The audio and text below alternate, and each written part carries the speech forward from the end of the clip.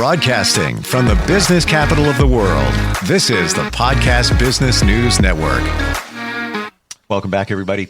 I had a conversation with a friend the other day, and they were talking about somebody they know and their child who has challenges and how music therapy is moving their life forward like a miracle. And I said, I know what you're talking about. I haven't experienced that specifically. I believe there's no coincidences in life. And I've learned about music therapy, the arts, and that therapy, how it helps many in many different challenges from this gentleman and the guests that he's brought on the show. And I'm talking about the man behind Baltic Street Into Action, a great nonprofit in the New York City area. Peter Jampel is the gentleman behind that. He's back with us. Peter, welcome. How you doing? Steve, I'm doing well. And as always, it's a pleasure to be with you. Wonderful to have you here. And when that friend started talking about music therapy, I couldn't talk because I was like, yes, this is what we've been talking about here. And let's pick up that conversation. You always have amazing guests with just wonderful insight. Who do we have today? Well, the person I'm honored to introduce, I think, can really speak from an extensive knowledge and background as a music therapist, Dr. Alan Turry, who I will talk at greater length in a moment. But Alan, great to have you. Finally, we've got it all together here. So wonderful to be able to bring you on. Well, it's my pleasure, and it's a great opportunity to really explain what we music therapists have known for many, many years, that music is such a powerful way to help people. Welcome. Yeah. Where do you want to begin, Peter?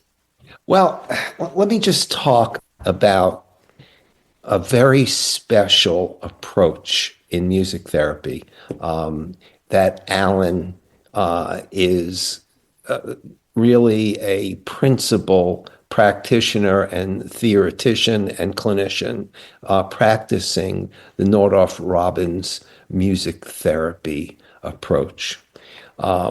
And Alan is the faculty liaison to the Nordhoff-Robbins Music Therapy Center at New York University, friend and colleague for many years. And what I love about the Nordhoff-Robbins approach is that it sees every person as a musical, creative being, whether that's been through a lifetime of involvement in music making and music listening, or whether it's still dormant within the individual and as yet to be awakened. And Alan is a wonderful music therapist and a wonderful music improviser. And the heart of the Nordhoff-Robbins approach deals with the in-the-moment awakening of making music together. We've had a number of music therapists on who use both what we'll call active and receptive approaches to music therapy. Active is music making happening between the therapist and the client, or the clients and the group of other people that are making music. But the receptive approach is listening to music, and of course, both have an important role. One of the things about Nordhoff-Robbins music therapy is that music is the vocabulary. Music is the means of communication. It doesn't mean that talking doesn't happen, but music is where, if I can put it this way, is where the action is. And that opens up a whole world of possibilities. So, Alan, what I want to ask you, is how does the Nordhoff-Robbins music therapist understand music as a world of expression, communication, and sense of building relationships? What can you say to us about how music works in this way? Well, when you said this is where the action is. It made me think, and I have my keyboard right here. Music is where the action is. So we are constantly, as music therapists, translating and creating a musical emotional world based on the attunement to our clients. And this goes back, why is it called the Nordhoff Robbins Center? Let's start with that. Okay. Paul Nordhoff was a brilliant musician, composer, improviser. He was kind of like a Leonard Bernstein character. He loved to talk about music. He was deeply, he could play, if you said, well, can you play the third movement of Rachmaninoff? He was that kind of person. And he saw a person working with a child to develop speech. And in that moment, he thought, wait a second, this is the next step in the profession of music. This is what all musicians should be doing, is helping people. What can music making do? What could engaging in music do? And I want to just repeat something you said earlier, Peter, that a core belief in this approach is that everyone has musicality that can be tapped into. Yes, some of us have music skills and can facilitate compositions and do things, but if you are a human being, you are musical. You have a heartbeat, you have rhythms, your brain turns off and on different parts of the brain in a rhythmic way. We know from brain research how music and rhythm is a part of who we are. And so to get back to how did this work even start, I'll give you an example of Paul Nordhoff's first session. He worked with Clive Robbins, who was a genius in his own right, in working with difficult to reach children, autistic children, children with developmental delays, many with non-speaking. And they worked together. And the first child that Paul Nordhoff ever worked with, I'll give you an example of this. And let me know if you can hear my keyboard well enough. I want to jump in here and tell you right now that that's the best sounding audio on Zoom from a music instrument ever. And I've had situations somebody will play and Zoom is, unless you have the settings changed and you're intentional about that, it only focuses on the voice. So you really don't hear anything other than voice. We're hearing everything. Amazing, Alan. Fantastic. I'm so glad. You know, there was a time during the pandemic when we had to run music therapy sessions and improvise on Zoom. So we had to learn very quickly how could we optimize engaging in music therapy with people on Zoom. So thank you for letting me know that. So Paul Nordhoff, let me get back to this story. He was asked to work with a child who no one could reach. A child described as aloof, a very flat kind of affect, and people had tried in different ways to reach him. And Paul Nordhoff was asked to go in and play music for him. Now, Paul Nordhoff is right now, in the year 2024, considered the founding father of live interactive improvisation as a way to work with people. But then he didn't, at that point, he was just discovering and having ideas about what to do. And he had very specific ideas about different kinds of musical worlds. For instance, he thought that the pentatonic, and pentatonic just means 5, I'm sure you both know that, but here he's talking about the Chinese pentatonic, which he thought was a kind of a pentatonic bath, kind of could be played in a way that was inviting, but not too much tension, as opposed to harmonies that we would hear. Right, so he had different ideas about how can I play music that would be a shared collaboration, even if this client, this person, this child, was not playing music, but just walking around the room. And so he would pick up on the tempo of the child's walking. So if the child was walking, he's playing in this pentatonic. And the child, his name is Johnny, stops, and Paul Nordhoff stops playing. The boy starts walking again, and Paul Nordhoff starts to play with him. And there's a sense that the boy is noticing this, right?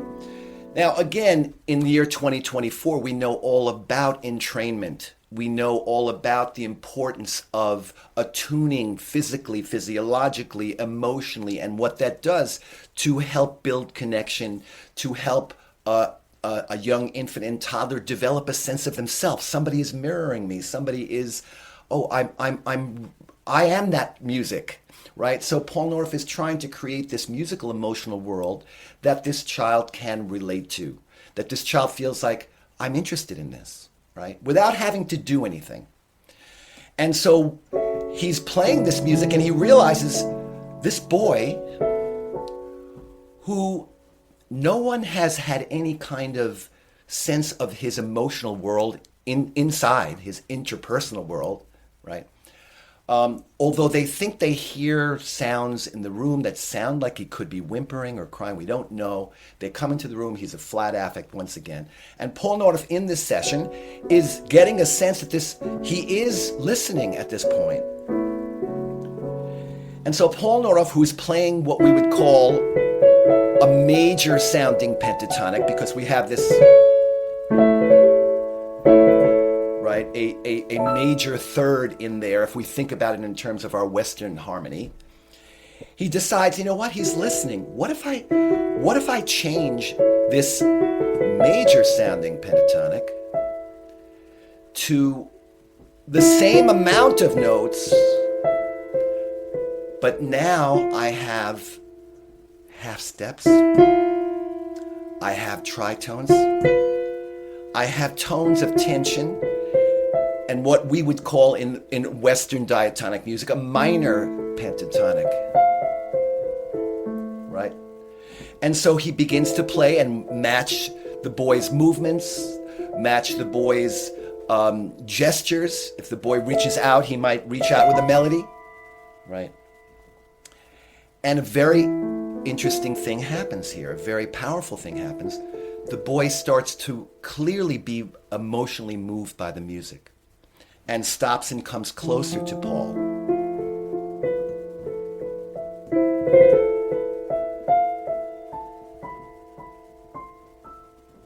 I wasn't there, but I kind of thought I'd play a little bit to give you a sense of it.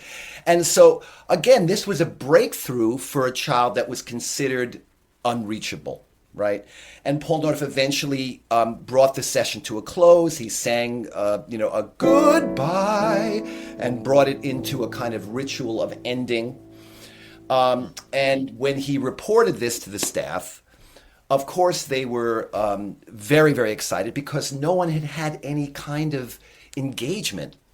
And so I'm telling you this story just to give you a sense of some of the essential aspects of the approach, that we are collaborating with the person. We are trying to play from the energy of the person. We're trying to attune to the person, and that those things are the connectors to then support and find the developmental threshold and invite new developments, which is what often happens in music therapy, and why the person that you said, hey, my life is changing now that we've found music therapy, because it's a way to tap into a person's strength and really build on strengths, and also challenge focus and attention and the things that we want to see in terms of what we call outcomes, social and emotional outcomes. But it's all happening through musical engagement. Wow. I've now see this whole process in a completely different light,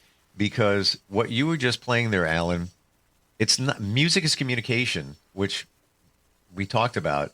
Music is medicine here.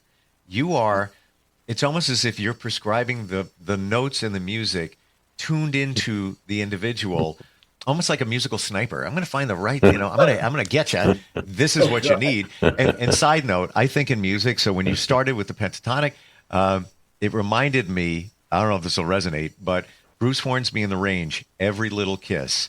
It was the same notes. It's dun, dun, dun, dun, dun, dun, dun, dun, dun, dun, dun, dun, dun, dun, dun. If you listen to it, you just played that 1988. I believe you. What I remember about Bruce Hornsby is a lot of this sound. Yes, yes, but the beginning of Yeah. that song starts out with just a couple of notes, and he's Mhm. kind of, it almost as if he's feeling his way, and then the song, dun, dun, dun, dun, dun, it starts. You were there. It was like You cool. know what? Let me pick up on that because that is actually one of the ways that you hear Paul Nordoff in sessions and Nordoff Robbins therapists will start with one tone and then build to an interval and then build to the pentatonic and then build Yes, to harmony. my gosh, you're playing that song. So I could play it for you now, but it's not going to sound right when I put it through the Zoom. But that Okay. is that. So, Bruce Hornsby must have built upon that foundation that you're describing.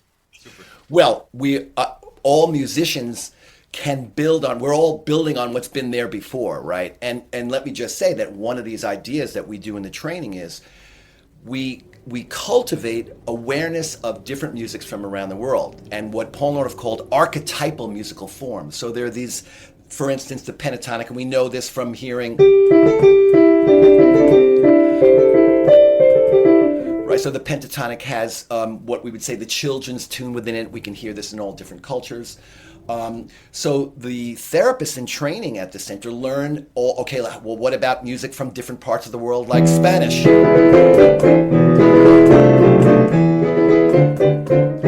So, to learn music that is stimulating, to learn music that is soothing, and to be able to, I want to say this, you said something about prescription. What I would say is you have to define and discover the meaning of these musics with your client. You can't assume every time I play the Japanese pentatonic, somebody is going to get sad, or everybody, so you really have to discover how does this kind of music, what is the music that can really help somebody to develop. I'll give you an example. One of the musical forms that we work with is the whole tone. Right now we know, I'm sure you've heard this in movies, going back in time, that kind of thing, because there is no hierarchy between the notes. There is no tonal center built in. There's no half step. There are only whole tones, so each tone is equal, right? And it has a very specific kind of effect, And these are things that, composers have used, Debussy, So some people find this evocative and exciting. Others run out of the room, So you can't make an assumption of how people are going to respond to music, but you are working in every moment to develop an understanding, develop a shared understanding of what music can be meaningful and powerful.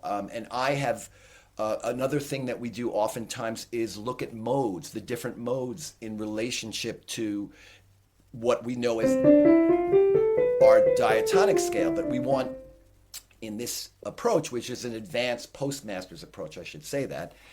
So people who are already music therapists who want to learn, how can I really work at the music as the therapy, in the music itself, right? So we want to be able to improvise with a compositional form. And so we might use different, like the Dorian mode or the Lydian mode. The Lydian mode you hear a lot in, they call it,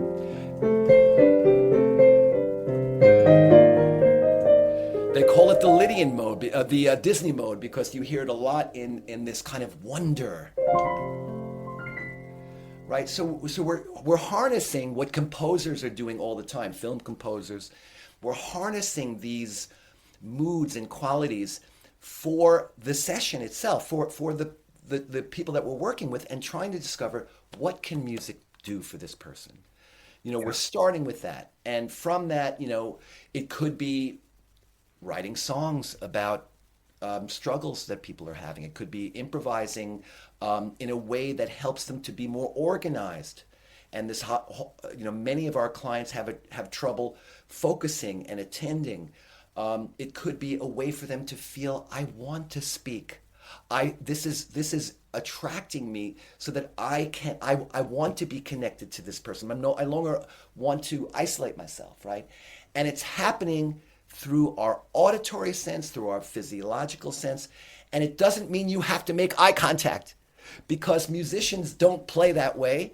And oftentimes many of our clients have learned that, or it's a fight or flight response to eye contact. So it's another way to really work to make connection. Am I talking too much? No, Alan. One of the aesthetically beautiful things about the Nordhoff-Robbins approach is that it is complex. It integrates all really aspects of not only musical theory, multicultural musical modes, compositional form, harmonic interests, the very complexity of the training for a Nordhoff-Robbins music therapist allows the clinical improviser an enormous palette of moods, of textures. And when you talk about not making any assumptions about how your client is going to receive that, but experimenting to see what, in fact, their response is and how that response can be a challenge to go further, to go deeper, to deal with greater nuances of expression and communication. The beauty of it is that, first, it engages the client in completely unexpected ways. It is challenging to listen to, and it is also challenging for the therapist to stay open to the instantaneous engagement that's opening new pathways. So, can you talk a little bit as a musician, Alan? What is the clinical music therapist, improviser thinking that's different than, let's say, the jazz improviser's way of thinking? Okay. I just lost my train of thought. I was going to say something about what you said. The jazz improviser already has many times a structure, right? So,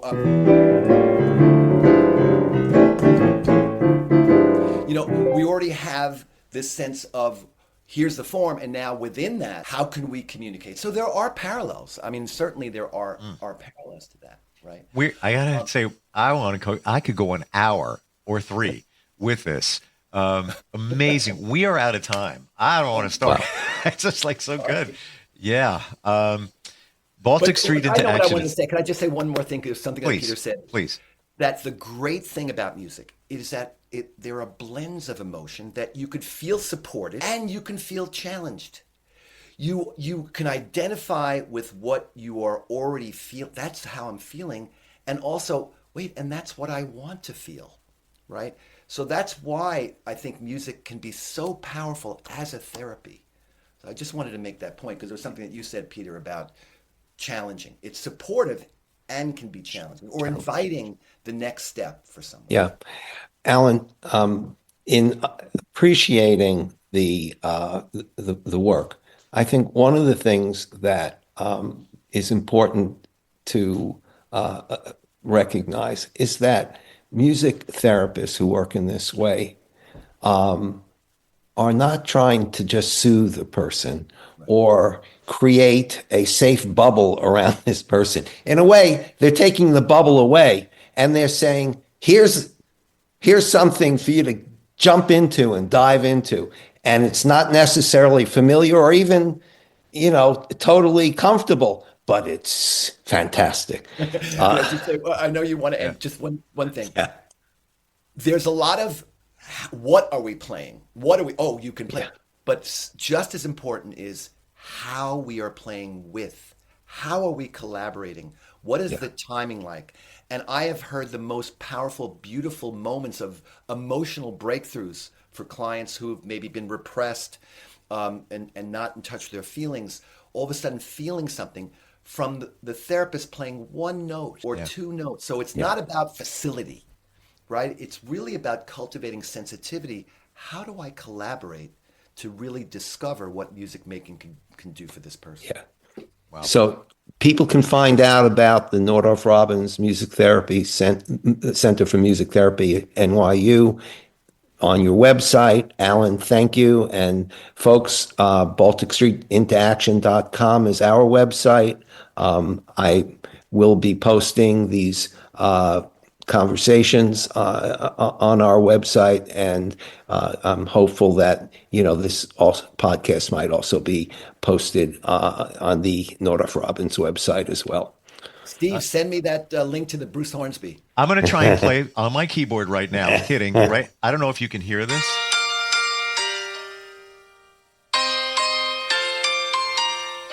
No? Can't hear it. Yeah, like I said, that's what Zoom sometimes does. That's why it's amazing, Alan. We heard what you were playing. This has been such an eye and ear opener today in learning how this all works. It all came clear for me.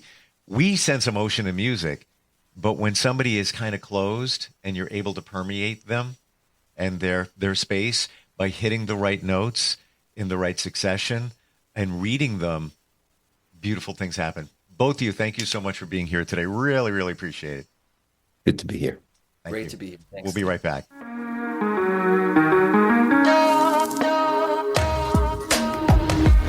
Broadcasting from the business capital of the world, this is the Podcast Business News Network. When I was little, I didn't talk for a long time. I liked things to always be the same. Anything new or different would scare and upset me. I was very sensitive to lights and sounds. It was almost like I had bigger eyes and ears than everyone else. So I built secret hiding places where nothing could get in. I didn't like looking people in the eye. It made me feel uncomfortable. I'd throw big tantrums over little things like when my socks didn't match. Sometimes I'd do the same things over and over. Until one day, I found out I had autism. My family got me help. Slowly, I learned how to live with it better. You can see signs of autism in children as young as 18 months. Early intervention can make a lifetime of difference. Learn the signs at autismspeaks.org/signs. Brought to you by Autism Speaks and the Ad Council.